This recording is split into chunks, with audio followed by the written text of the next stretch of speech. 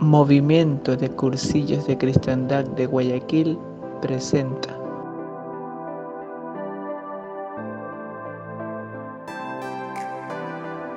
Escuela de Formación en la Fe y Santidad.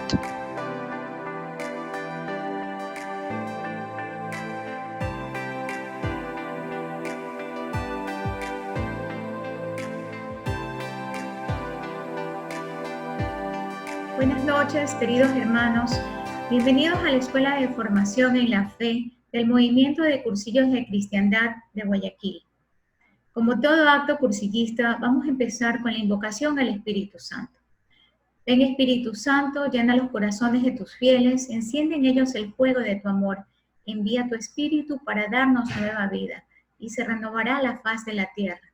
Dios, que iluminaste los corazones de tus fieles con las luces del Espíritu Santo, concédenos saborear las cosas rectas según ese tu Espíritu, y gozar para siempre de tu divino consuelo. Por Cristo nuestro Señor. Amén. El día de hoy hablaremos sobre el Espíritu Santo. Sus dones, sus talentos, sus carismas, sus frutos, los sacramentos en donde los recibimos, bautismo y confirmación.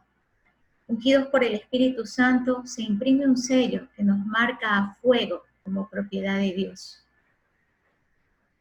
El Espíritu Santo, según el Catecismo de la Santa Madre Iglesia Católica, es la tercera persona de la Santísima Trinidad.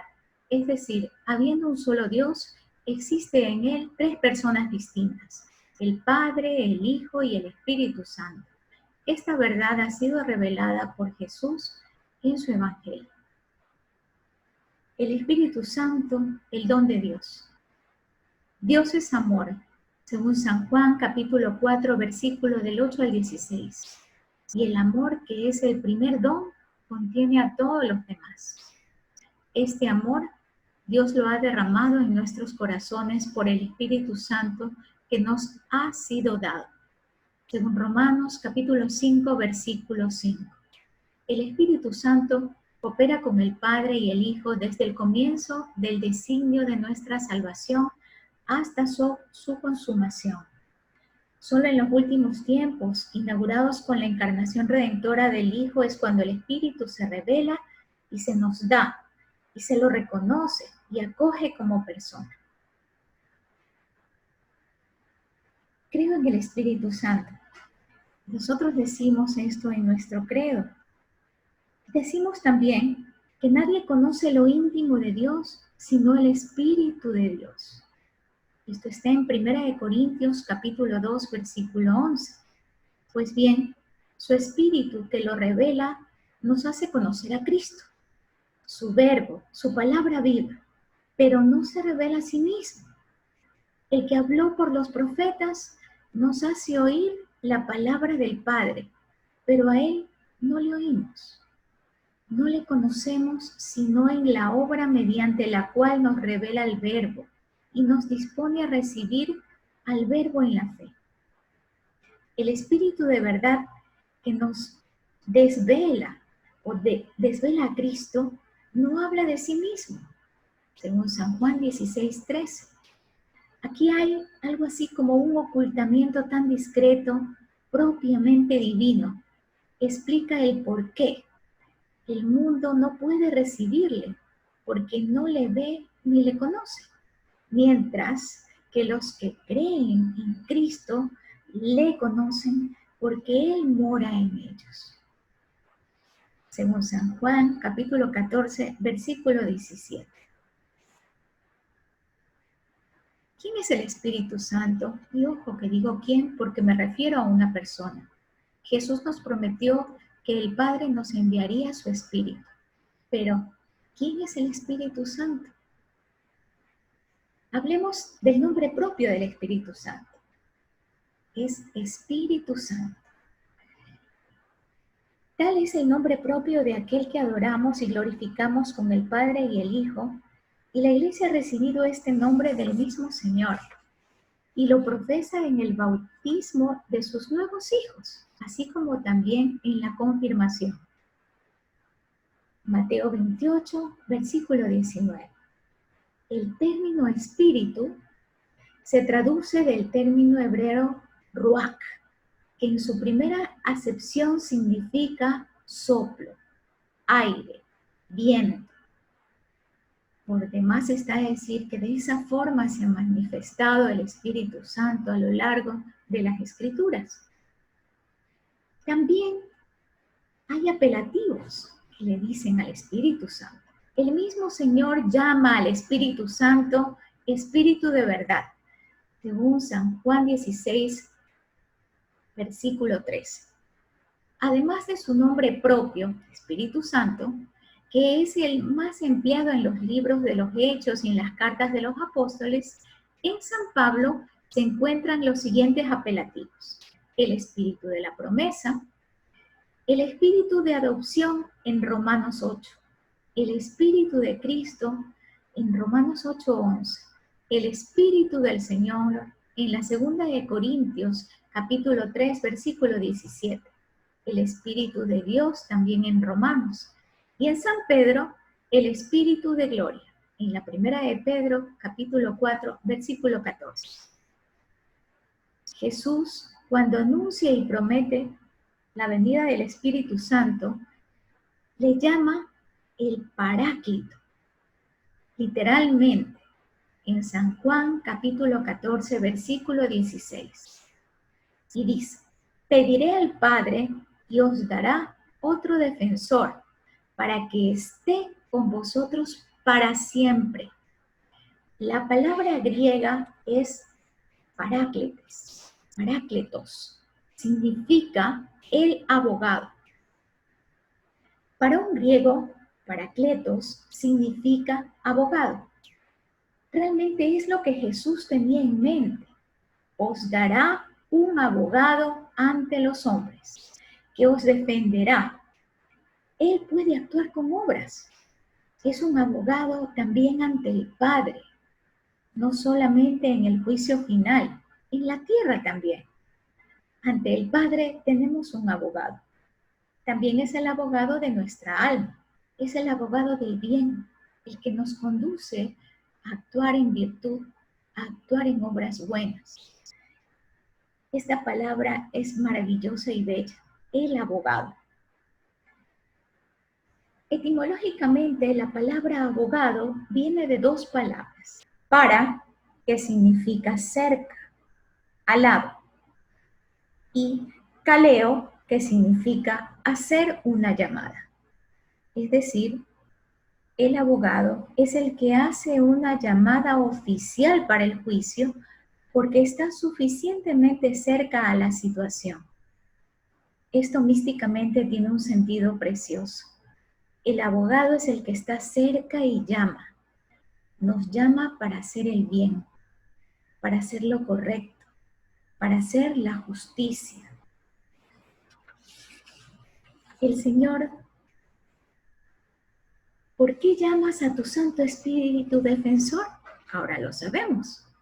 Para que Él pueda estar con nosotros hasta el final de la era y nos pueda defender. Para que esté siempre con nosotros, que esté siempre con su iglesia. Cuando a veces hay controversias, el Espíritu Santo está junto a nosotros, nunca nos deja. El Espíritu Santo está dentro de la iglesia, cuidándonos. Siempre tendremos al Espíritu Santo. Y a veces nos olvidamos la promesa de Cristo. El Espíritu Santo estará hasta el final. No tengo de qué preocuparme. La iglesia estará bien. Las puertas del infierno no prevalecerán sobre ella. El Espíritu Santo inspira también. El Evangelio nos dice que Él estará con nosotros. Pues las personas pueden pecar, los sacerdotes pueden caer, los obispos también, pero la iglesia no. No tengo nada que temer porque el Espíritu Santo estará con ellos hasta el final. Tenemos al Espíritu Santo, el Espíritu Santo siempre junto a nosotros. El Espíritu Santo sigue hablándonos a todos. El Paráclito, la palabra del griego Paracletos. ¿Qué significa? Vamos a analizarlo. Paracletos, que literalmente significa aquel que es invocado, es por tanto el abogado, el mediador, el defensor, el consolador. Jesús nos presenta al Espíritu Santo diciendo: el Padre os dará otro Paráclito. Juan capítulo 14, versículo 16. El abogado defensor es aquel que, poniéndose de parte de los que son culpables debido a sus pecados, los defiende del castigo merecido, los salva del peligro de perder la vida y la salvación eterna. Esto es lo que ha realizado Cristo, y el Espíritu Santo es llamado otro Paráclito, porque continúa haciendo operante la redención con la que Cristo nos ha liberado del pecado y de la muerte eterna. Permanecer y obrar en la verdad es el problema esencial para los apóstoles y para los discípulos de Cristo, desde los primeros años de la Iglesia hasta el final de los tiempos. Y es el Espíritu Santo quien hace posible que la verdad acerca de Dios, del hombre y su destino, llegue a nuestros días sin alteraciones. El Espíritu Santo es el soplo de Dios que alienta a la Iglesia a cumplir su misión. Dones y frutos del Espíritu Santo. Este Espíritu nos llena de dones y frutos, pero para esto vamos a hablar acerca de qué son los dones. Dones se refiere a aquellos regalos que nos da el Espíritu. Volviendo al catecismo, cuando se habla de dones se refiere a aquellos regalos que este Espíritu Santo nos da. Los dones son disposiciones permanentes que hacen al hombre dócil para seguir los impulsos del Espíritu Santo. Los dones de santificación son aquellas disposiciones que nos hacen vivir la vida cristiana completando y llevando a su perfección las virtudes de nuestras vidas. Estos son 7, y la Iglesia se refiere a ellos como los dones del Espíritu Santo. Estos dones se recibieron en el bautismo, pero están como regalos sin abrir. Luego, en la confirmación, volvemos a recibir una efusión del Espíritu. ¿Para qué? Para desarrollar estos dones. Así también, vamos a ver qué son los carismas y la diferencia entre los dos. Los carismas, además de los dones de santificación, el Espíritu Santo nos da estos carismas, de los que habla San Pablo. Hay diversidad de carismas, pero el Espíritu es el mismo. Diversidad de ministerios, pero el Señor es el mismo. Diversidad de operaciones, pero el mismo Dios que obra en todos. A cada cual le otorga la manifestación del Espíritu para provecho común. Esto lo dice en la 1 de Corintios capítulo 12, versículo del 14 al 13. Entonces, los carismas son como herramientas. A todos se nos da la gracia, pero a cada uno se nos da diferentes carismas según nuestra misión. Estos se pueden usar para el bien o para el mal. No son condición ni garantía de santidad, ya que Dios nos creó libres. Se puede dar el caso de alguien que tenga grandes carismas, como el don de la palabra, el don de la sanación, las lenguas, etc. Pero que esta persona no vive en gracia, como fue el caso del hijo pródigo que partió de la casa paterna a malgastar todos los bienes entregados por él. Entonces, resumiendo, mientras la gracia es la participación de la vida divina, los dones son regalos para ayudarnos a vivir esa vida de la gracia y para edificar a la iglesia. Los carismas, en cambio, son herramientas que según nuestra libertad pueden usarse para la gloria de Dios o para el mal. ¿Cuáles son esos dones? Parafraseando un mensaje del Papa Francisco, Una de las verdades incuestionables de nuestra fe católica es sin duda que Dios es amor. Él nos ama y nos demuestra de muchas maneras. Por ejemplo, infunde su gracia sobre nuestros corazones y a través del Espíritu Santo derrama sus dones sobre todos nosotros. Estos dones son de una prueba clara de que Dios se comporta como un padre que nos quiere y nos ayuda a seguirlo.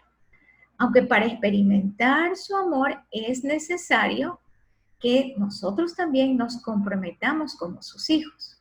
Los dones vienen como el sacramento del bautismo. Los dones vienen con el sacramento del bautismo y se refuerzan en la confirmación, pero debemos desarrollarlos durante toda nuestra vida cristiana, nos dice el Santo Padre. De acuerdo al Catecismo de la Iglesia Católica, los dones del Espíritu Santo son 7. Don de sabiduría, de inteligencia, de consejo, de fortaleza, de ciencia, de piedad, de temor a Dios. Estos sostienen la vida moral del cristiano y lo hacen dócil y sensible a la voluntad de Dios. Vamos a hablar de cada uno de estos dones. El primer don de sabiduría. El don de sabiduría no se trata sencillamente de la sabiduría humana, que es fruto del conocimiento y de la experiencia. La sabiduría es la gracia de poder ver cada cosa con ojos de Dios, con los ojos de Dios. Es sencillamente eso, ver el mundo, ver las situaciones, las ocasiones, los problemas, todo con los ojos de Dios. En la Biblia se explica que Salomón, en el momento de su coronación como rey de Israel, pidió el don de la sabiduría. Segundo don de consejo. En el momento en que lo acogemos y lo albergamos en nuestro corazón, el Espíritu Santo comienza a hacernos sensibles a su voz y orientar nuestros pensamientos, nuestros sentimientos, nuestras intenciones según el corazón de Dios. Al mismo tiempo nos conduce cada vez más a dirigir nuestra mirada interior hacia Jesús, como modelo de nuestro modo de actuar y de relacionarlos con Dios Padre y con los hermanos. Otro don, el don del entendimiento, está estrechamente relacionado con la fe. Cuando el Espíritu Santo habita en nuestro corazón e ilumina nuestra mente, nos hace crecer día a día en la comprensión de que lo que el Señor ha dicho y ha realizado debe ser así. Comprender las enseñanzas de Jesús, comprender el Evangelio, comprender la palabra de Dios. Si leemos el Evangelio con este don, podemos comprender profundamente la palabra de Dios. Don de fortaleza. Maravilloso este don. ¿Cuántas mujeres y hombres que nosotros no conocemos ni siquiera sus nombres, honran a nuestro pueblo, honran a nuestra iglesia, porque son fuertes al llevar adelante su vida, su familia, su trabajo y su fe? Demos gracias al Señor por estos cristianos que viven una santidad oculta. Es el Espíritu Santo quien les conduce y nos hará bien pensar, si ellos hacen todo eso, si ellos pueden hacerlo, ¿por qué yo no? Y nos hará bien también pedir al Señor que nos dé ese don de fortaleza. Don de ciencia. En el Génesis se supone y se pone de relieve que Dios se complace en su creación, subrayando repetidamente la belleza y la bondad de cada cosa. Al término de cada jornada está escrito, y vio Dios que era bueno. Si Dios ve que la creación es una cosa buena, es algo hermoso. También nosotros debemos asumir esa actitud. He ahí el don de ciencia que nos hace ver esta belleza. Alabemos a Dios, démosle gracias por habernos dado tanta belleza. Don de piedad.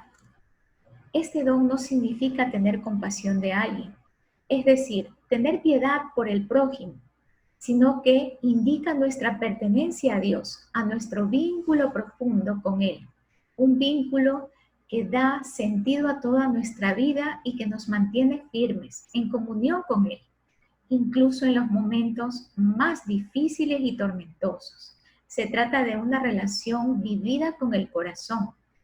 Es nuestra amistad con Dios que nos dona a Jesús, una amistad que cambia nuestra vida y nos llena de entusiasmo y de alegría. Don de temor de Dios. No consiste en tener miedo a Dios. Sabemos bien que Dios es Padre y que nos ama y quiere nuestra salvación y siempre nos perdona, por lo cual no hay motivo para tener miedo de Él. El temor de Dios, en cambio, es el don del Espíritu que nos recuerda cuán pequeños somos ante Dios y su amor, y que nuestro bien está en abandonarnos con humildad, con respeto y confianza en sus manos. Esto es el temor de Dios, el abandono en toda la bondad de nuestro Padre, que nos quiere muchísimo. Así como tenemos dones, también tenemos frutos del Espíritu Santo. ¿Y quién más que nuestra Madre, la Virgen María, es llamada también una mujer dócil a la voz del Espíritu? En ella vamos a poder apreciar todos los frutos del Espíritu Santo. ¿Qué son los frutos del Espíritu Santo? Estos frutos son regalos de Dios y solo con nuestro esfuerzo no podemos hacer que crezcan o se desarrollen. Necesitan de la acción directa del Espíritu Santo para poder actuar con ellos. Y son el amor, la alegría, la paz, la paciencia, la longanimidad, la benignidad, la bondad, la mansedumbre, la fidelidad, la modestia, la continencia y la castidad. Vamos a hablar de cada uno de ellos, empezando con el primero, que es el más importante, el amor. Es el primero de los frutos del Espíritu Santo, fundamento y raíz de todos los demás, siendo Él la infinita caridad. O sea, el amor infinito, es lógico que comunique su alma, su llama, haciéndole amar a Dios con todo el corazón, con todas las fuerzas y con toda la mente, y al prójimo por amor a Dios. Donde falta este amor, no puede encontrarse ninguna acción sobrenatural, ningún mérito para la vida eterna, ninguna verdad y completa felicidad. Es lógico también que la caridad sea un dulcísimo fruto, porque el amor de Dios es alcanzar el propio fin en la tierra y es el principio de esta unión en la eternidad. Otro fruto es la alegría. Es el fruto que emana espontáneamente de la caridad, como el perfume de la flor, la luz del sol, el calor del fuego. Da un alma un gozo, da al alma un gozo profundo, producto de la satisfacción que se tiene de la victoria lograda sobre sí mismo y del haber hecho el bien. Esta alegría no se apaga en las tribulaciones, crece por medio de ellas. Es alegría desbordada. Un tercer fruto es la paz. La verdadera alegría lleva en sí la paz, que es su perfección propiamente dicha, porque supone y garantiza el tranquilo goce del objetivo amado. El objeto amado, por excelencia, no puede ser otro sino Dios. De ahí, la paz es la tranquila seguridad de poseerlo y estar en su gracia.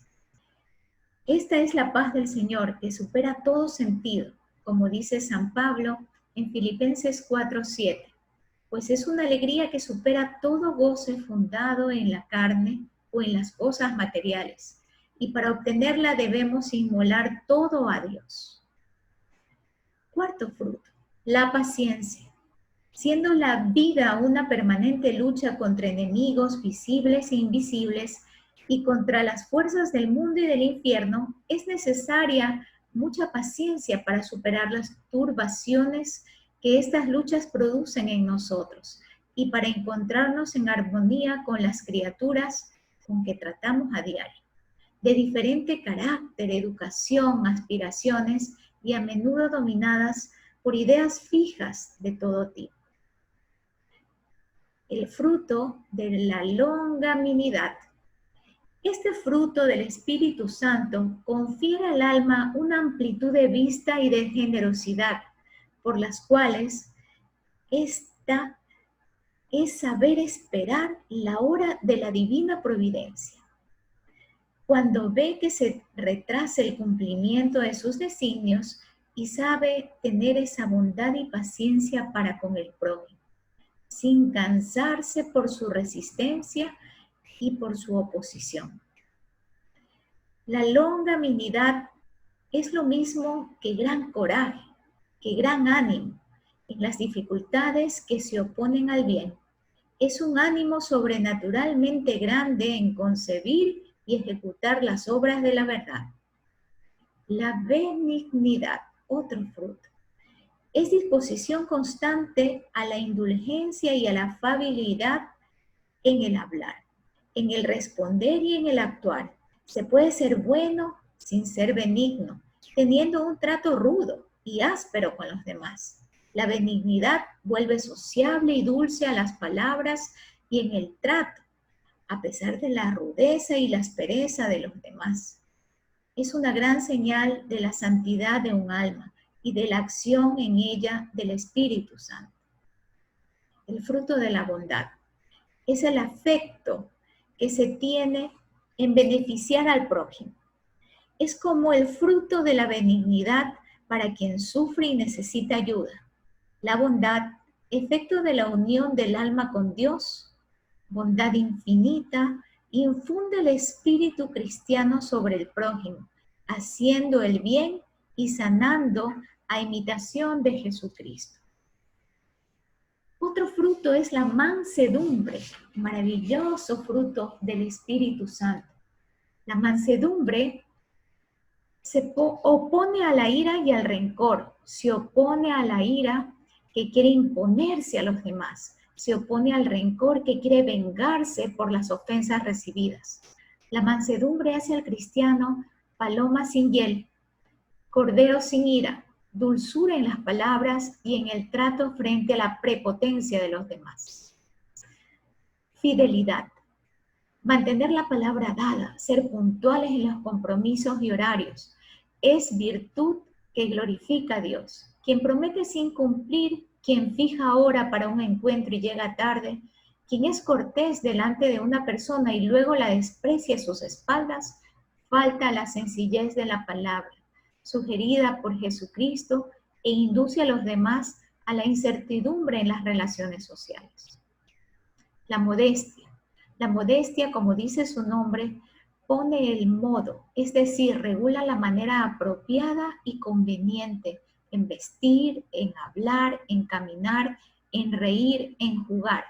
Como reflejo de la calma interior, mantiene nuestros ojos para que no se fijen en cosas vulgares e indecorosas, reflejando en ellos la pureza del alma. Armoniza nuestros labios, uniendo a la sonrisa la simplicidad y la caridad, excluyendo de todo ello lo áspero y lo maleducado. El fruto de la continencia. La continencia mantiene el orden en el interior del hombre y, como indica su nombre, contiene en los justos límites la concupiscencia, no solo en lo que atañe a los placeres sexuales, sino también en lo que concierne a comer, al beber, al dormir, al divertirse y en los otros placeres de la vida material. La satisfacción de todos estos instintos que asemejan al hombre a los animales es ordenada por la continencia que tiene como fin energía, el amor a Dios. La castidad. La castidad es la victoria conseguida sobre la carne y que hace del cristiano templo vivo del Espíritu Santo. El alma casta, ya sea virgen o casada, el alma casta, ya sea virgen o casada, porque también existe castidad conyugal en el perfecto orden y empleo del matrimonio, reina sobre su cuerpo en gran paz y siente en ella la inefable alegría de la íntima amistad de Dios. Habiendo dicho Jesús, felices los limpios de corazón, porque verán a Dios, con la gracia de Dios. Hemos visto entonces algunos frutos maravillosos del Espíritu Santo. Veamos también ahora los símbolos del Espíritu Santo, cómo se representa esta tercera persona de la Santísima Trinidad. Al Espíritu Santo se le representa de diversas formas. Se lo representa con agua. El simbolismo del agua es significativo a la acción del Espíritu Santo en el bautismo, ya que el agua se convierte en el signo sacramental del nuevo nacimiento. Otro símbolo es la unción, simboliza la fuerza. La unción con el óleo es sinónima del Espíritu Santo. En el sacramento de la confirmación se unge al confirmado para prepararlo a ser testigo de Cristo. El fuego simboliza la energía transformadora de los actos del Espíritu. La nube y la luz, símbolos inseparables en las manifestaciones del Espíritu Santo. Así desciende sobre la Virgen María para cubrirla con su sombra. En el monte Tabor, en la transfiguración, el día de la Asunción, aparece una sombra y una nube. El sello es un símbolo cercano al de la unión.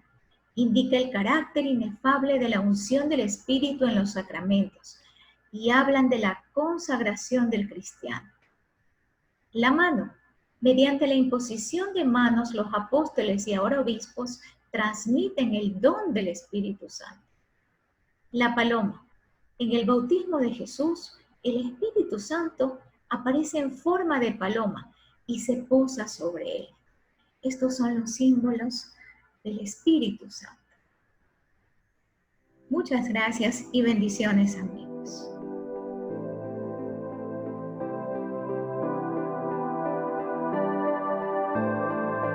Movimiento de Cursillos de Cristiandad de Guayaquil presentó.